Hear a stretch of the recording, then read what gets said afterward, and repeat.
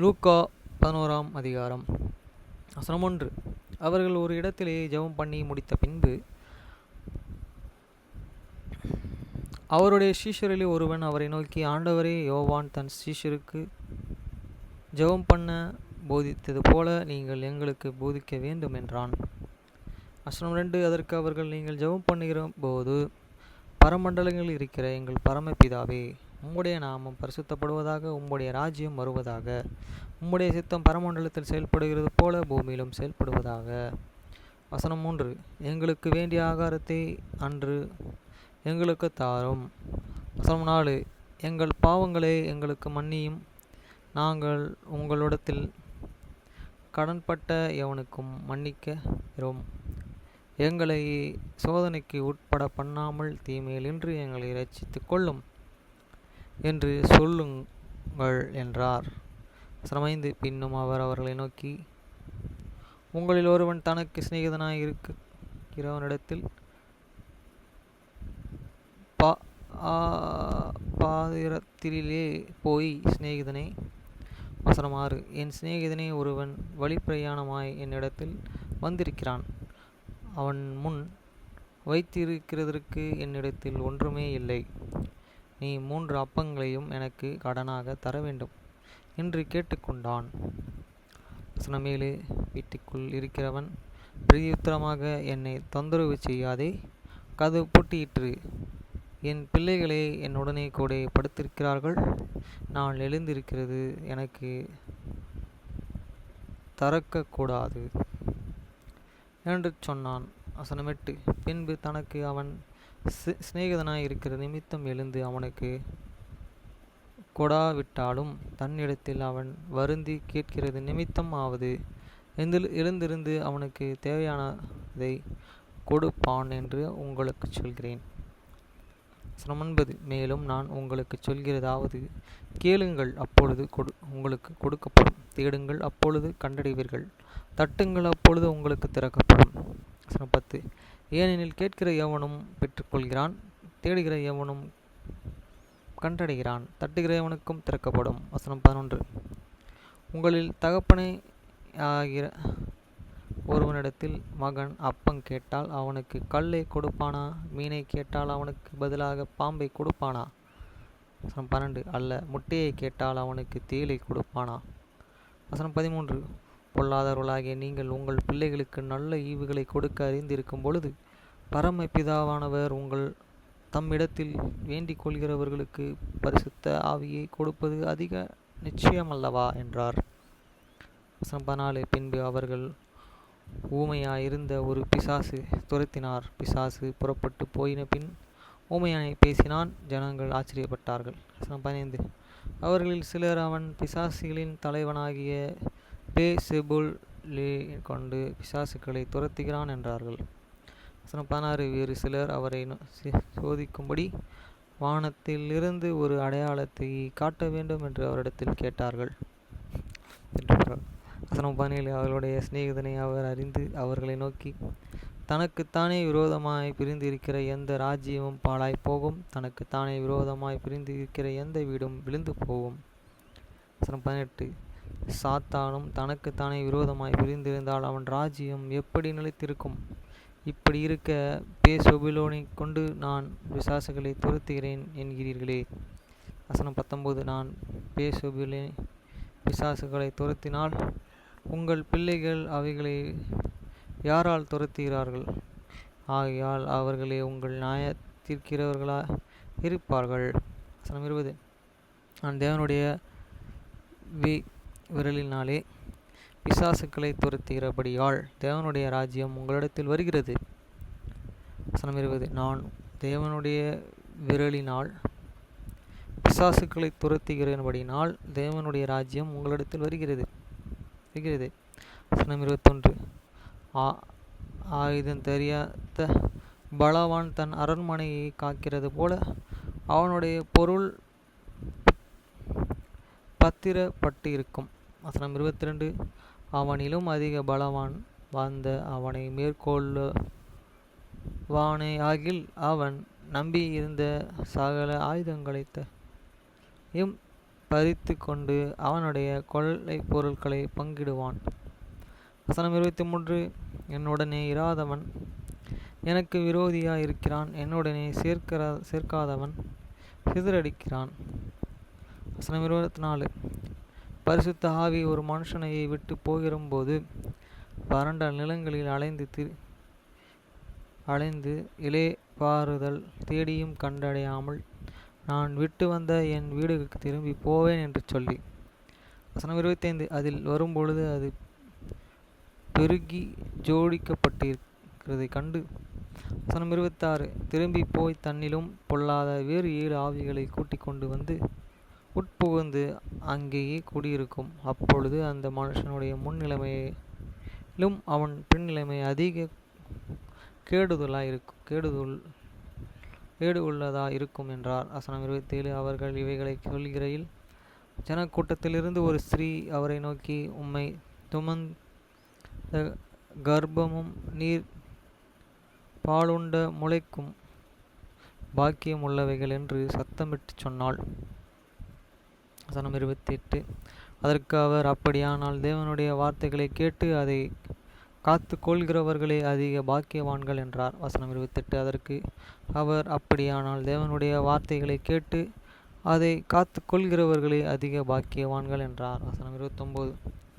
ஜனங்கள் திரளாய் கூடி வந்திருக்கிற பொழுது அவர்கள், இந்த சந்ததியார் பொல்லாதவர்களாய் இருக்கிறார்கள், அடையாளத்தை கேட்கிறார்கள், ஆனாலும் யோனா தீர்க்கதரிசியின் அடையாளமே இன்றி வேறு அடையாளம் இவர்களுக்கு கொடுக்கப்படுவதில்லை. வசனம் 30. யோனா நினைவே பட்டணத்திற்கு அடையாளமாய் இருந்தது போல மனுஷகுமாரன் இந்த சந்ததிக்கு அடையாளமாயிருப்பார். வசனம் 31. தென் தேச ராஜஸ்திரீ சாலமோனுடைய ஞானத்தை கேட்க பூமியின் எல்லைகளிலிருந்து வந்தாள். இதோ சாலமோனிலும் பெரியவர் இங்கே இருக்கிறார். ஆதலால் நியாய தீர்ப்பு நாளிலே அந்த ராஜஸ்திரீ இந்த சந்ததியாருடன் எழுந்து நின்று இவர்கள் மேல் குற்றம் சுமத்துவாள். வசனம் 32. யோனாவின் பிரசங்கத்தை கேட்டு நினைவே பட்டணத்தார் மனத்திரும்பினார்கள்.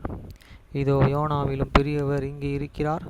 ஆதலால் நியாய தீர்ப்பு நாளிலே நினைவே பட்டணத்தார் இந்த சந்ததியாருடனே இருந்து நின்று இவர்கள் மேல் குற்றம் சுமத்துவார்கள்.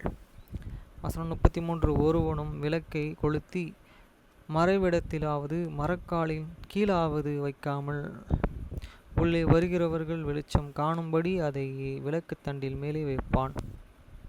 வசனம் 34. கண்ணானது சரீரத்தின் விளக்காய் இருக்கிறது. கண் உன் தெளிவாயிருந்தால் உன் சரீரமும் வெளிச்சமாயிருக்கும். உன் கண் கெட்டதாயிருந்தால் உன் சரீரம் முழுவதும் இருளாயிருக்கும். வசனம் 35. ஆகையால் உன்னில் உள்ள வெளிச்சம் இருளாகாதபடி எச்சரிக்கையாயிரு. வசனம் 36. உன் சரீரம் ஒரு புறத்திலும் இருள் அடைந்து இராமல் முழுவதும் வெளிச்சமாயிருந்தால் ஒரு விளக்கு தன் பிரகாசத்திலே உனக்கு வெளிச்சம் கொடுக்கிறது போல உன் சரீரம் முழுவதும் வெளிச்சமாயிருக்கும் என்றார். வசனம் 37. அவர் இப்படி பேசினபடியினால் பரிசேயன் ஒருவன் தன்னுடனே கூட அவர் பகர் போஜனம் பண்ண வேண்டுமென்று அவரை வேண்டிக் கொண்டான். அவர் போய் பந்தியிருந்தார். வசனம் 28. அவர் போஜனம் பண்ணுகிறதற்கு முன்னமே கை கழுவாமல் இருந்ததை பரிசேயன் கண்டு ஆச்சரியப்பட்டான். வசனம் 39. கர்த்தர் அவனை நோக்கி, பரிசேயனாகிய நீங்கள் போஜனம் பதார்த்தங்களை வெளிப்புறத்தையே சுத்தமாய் இருக்கிறீர்கள், உங்கள் உள்ளம் கொள்ளையினாலும் பொல்லாததினாலும் நிறைந்திருக்கிறது. வசனம் 40. மதிகேடரே, வெளிப்புறத்தை உண்டாக்கினவர் உட்புறத்தையும் உண்டாக்கவில்லையா? 41. உங்களுக்கு உண்டானவைகள் பிச்சை கொடுங்கள், அப்பொழுது சகலம் உங்களுக்கு சுத்தமாயிருக்கும். 42. பரிசேயரே, உங்களுக்கு ஐயோ, நீங்கள் ஒற்ற தளம் மறு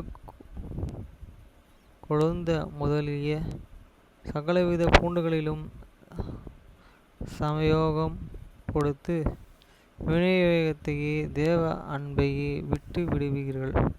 இவைகளையும் செய்ய வேண்டும், அவைகளையும் விடாதிருக்க வேண்டுமே.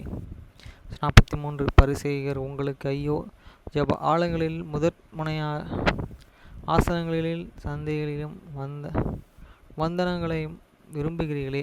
44. மாயக்காரரே, வேதப்பாரகரே, பரிசேயரே, உங்களுக்கு ஐயோ!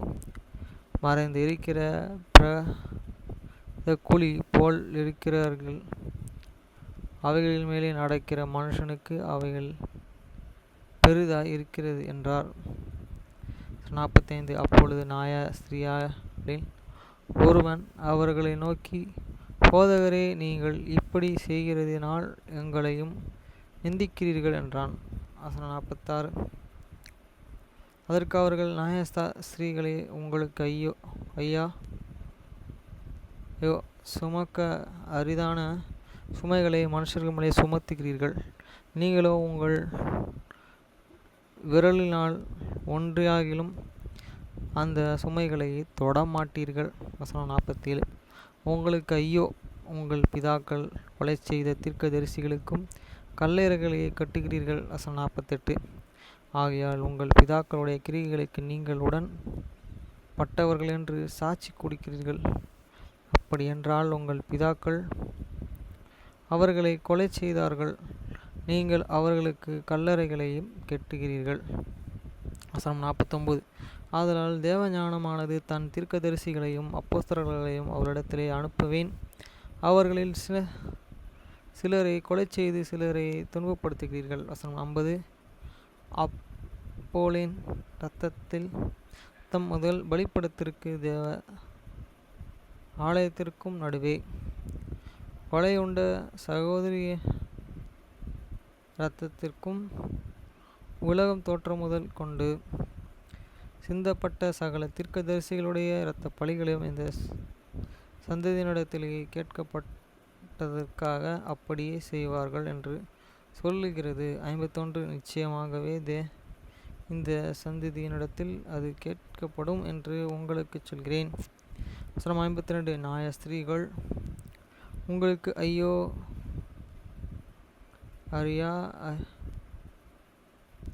அறிவாகில் திறவுகோல் எடுத்துக்கொண்டீர்கள். நீங்கள் உட்பிரவேசிக்கிறவர்களையும் தடை பண்ணுகிறார்கள் என்றார். வசனம் 53. அவைகளை அவர்களுக்கு அவர் சொல்லுகையில், வேதபாரகரும் பரிசேயரும் அவர்கள் மேலே குற்றம் சாட்டும் பொருட்டு அவர்கள் வாய்மொழிகளை ஏதாகிலும் பிழை காணப்பட்டு வேண்டும் என்று உபயோகம் பண்ணி அவரை மிகவும் நெருக்கவும். வசனம் 54. அநேக காரியங்களை குறித்து பேசும்படி அவரை ஏவும் தொடங்கினார்கள்.